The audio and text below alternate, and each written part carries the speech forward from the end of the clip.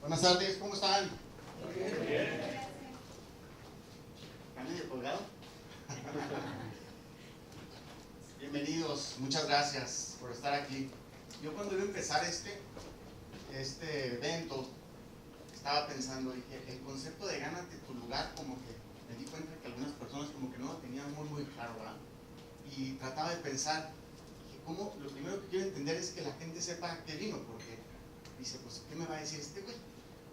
Entonces, creo que lo primero que quisiera explicar un poquito es transmitirles de dónde inició este concepto de gánate tu lugar. Y este es un concepto que empezó hace más o menos unos 7 años, cuando yo empecé a identificar que la gente con la que estaba trabajando, gente muy joven, me ha tocado trabajar con gente en call centers, promotores, vendedores, ejecutivos de diferentes características, y empecé a detectar que estas personas no tenían la suficiente información para que en el momento que están en una etapa laboral, ya sea iniciando, ya sea cuando están buscando trabajo o cuando ya están dentro de la empresa, tienen muchas dudas respecto a cómo moverse, cómo desenvolverse para que las cosas les vayan comenzando a funcionar de manera más favorable.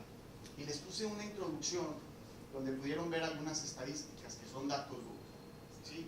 Y yo les quiero decir que este tipo de conferencia que preparé para todos ustedes, pues no es una conferencia motivacional, ni lo voy a hacer gritar, ni tengo que venderlo todo y con ese cuate español que hacer todo eso. No voy por ahí, aquí lo que me interesa más es dar una perspectiva de lo que yo he construido en estos años. Es una presentación que se ha venido afinando, se ha dado varias veces, pero que se tiene que ir actualizando conforme a lo que va sucediendo en el paso de los años y cómo va cambiando la sociedad y cómo va cambiando el perfil de la gente laboral. Entonces, si se dieron cuenta, entrando directamente en materia,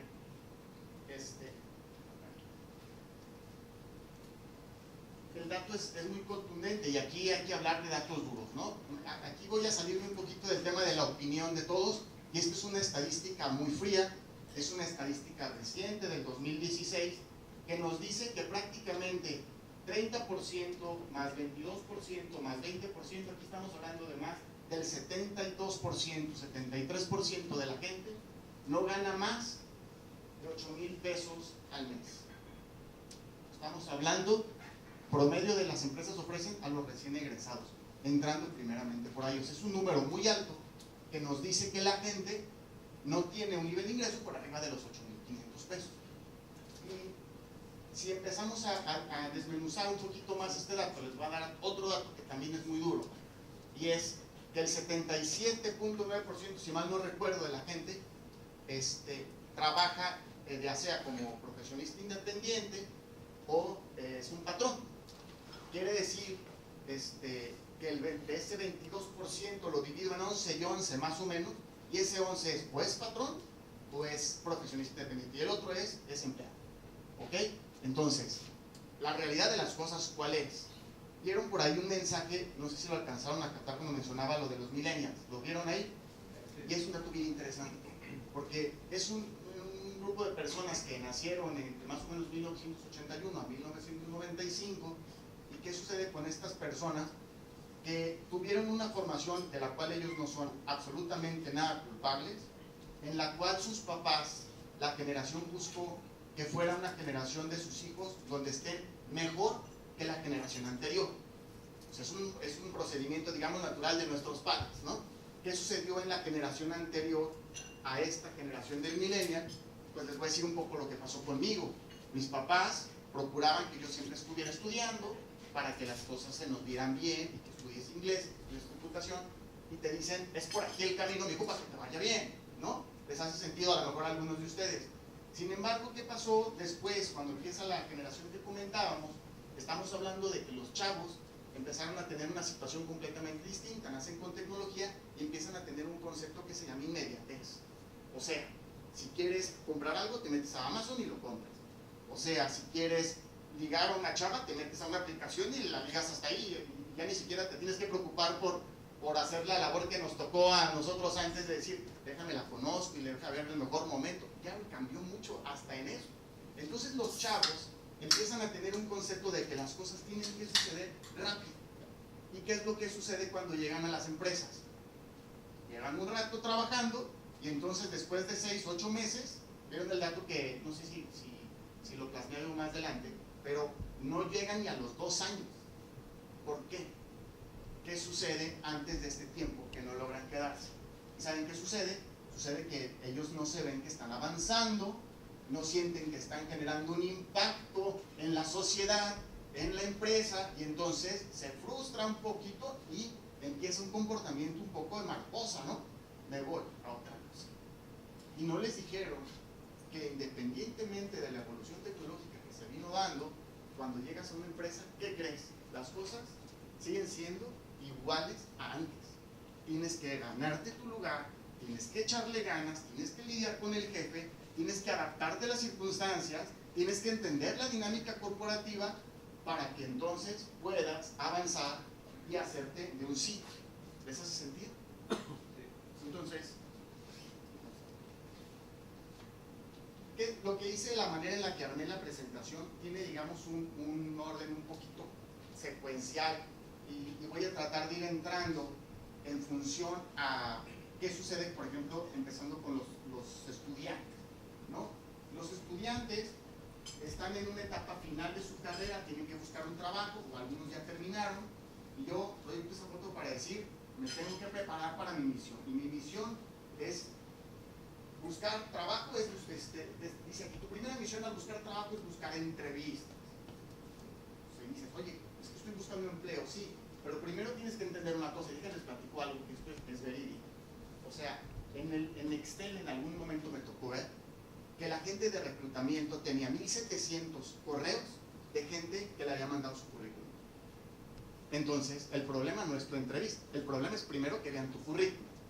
¿Sí me explico? Entonces, yo tengo que entender que cuando yo voy a salir a buscar trabajo, lo primero que tengo que tener presente es que me tengo que hacer notar, que tengo que hacer que me vean. ¿Por qué? Pues porque si yo mando mi correo y lo mando a una empresa donde tienen un departamento de reclutamiento y selección, pues me voy a topar con que a lo mejor ni me hablan. ¿Y qué crees que va a pensar el muchacho? No, pues es que nadie me habla, no me quiere. Y no es eso. O sea, primero necesitas que te noten, que te hacer de notar y que te conozcan. Aquí menciono que hay que analizar si el currículum lo tienes que adecuar un poquito de acuerdo a lo que estás buscando.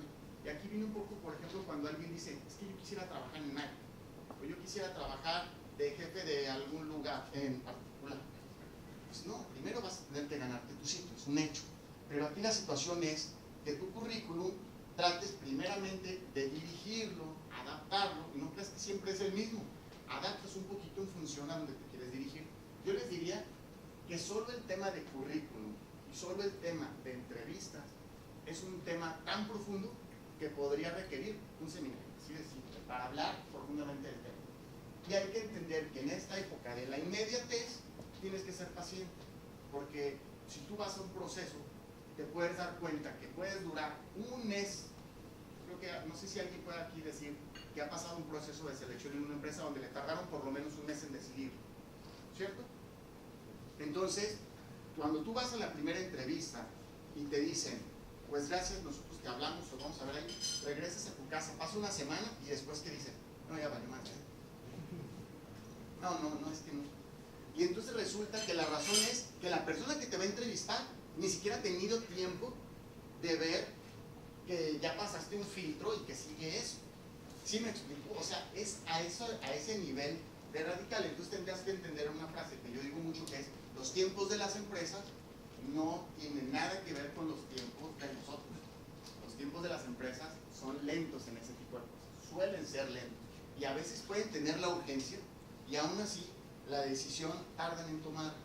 Entonces tendríamos que entender que hay que tener algo de paciencia. Y me brinco rápidamente al tema del currículum. Y vale la pena que hacer una pausa, porque yo de repente en algún momento recibía currículums y le preguntaba, oye, ¿tienes tu currículum? Sí, ¿y cuántas hojas tiene? No, lo dejé bien chincho, son 4 hojas. Déjame te digo una cosa, no lo van a leer. Si tú haces un currículum grande porque tú crees que se trata que pongas todo lo que has hecho, te vas a dar cuenta que topas con pared. ¿Por qué? Porque ni siquiera tu currículum va a ser leído. La persona que lo abra va a decir, sigue, ¿no?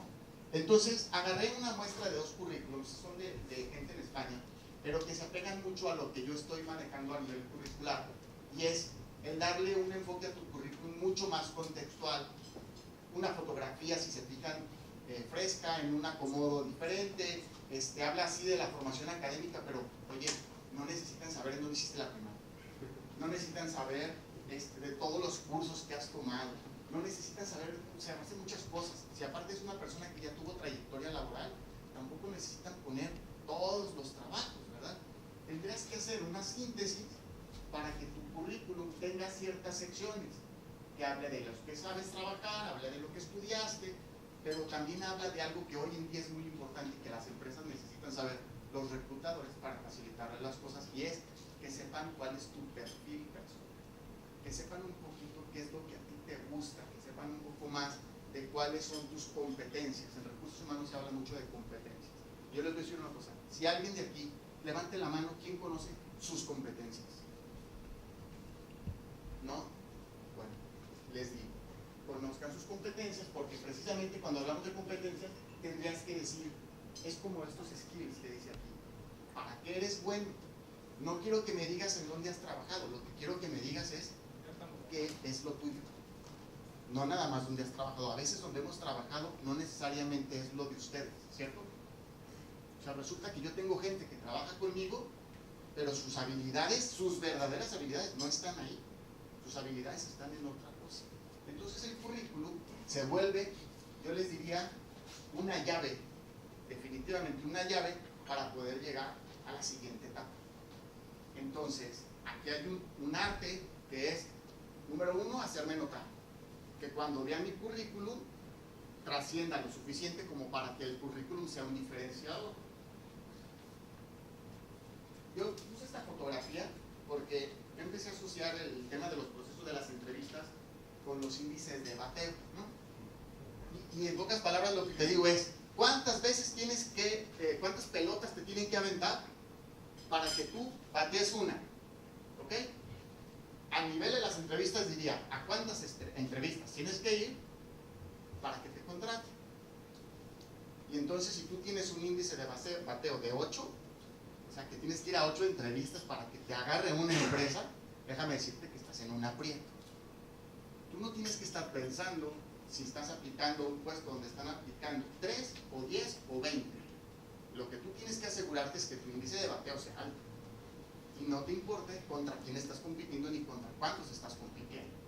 Entonces, les decía, todo lo que tiene que ver con un proceso de selección completo que va desde cómo llegarle a la empresa, cómo hacer mi currículum, cómo prepararme para la entrevista, para hacerla de la mejor manera, cómo desenvolverme en un proceso de selección que tiene más componentes, porque a veces creemos que nada más es, voy y me entrevistan y ahí quedo. Hoy las empresas te aplican psicometrías, te hacen estudios para ver si estás medio loco, te hacen estudios para ver si eres ratero, te hacen estudios para ver si eres honesto, ya a veces te preguntan y te dicen, ¿alguna vez tomaste un dulce de la tienda?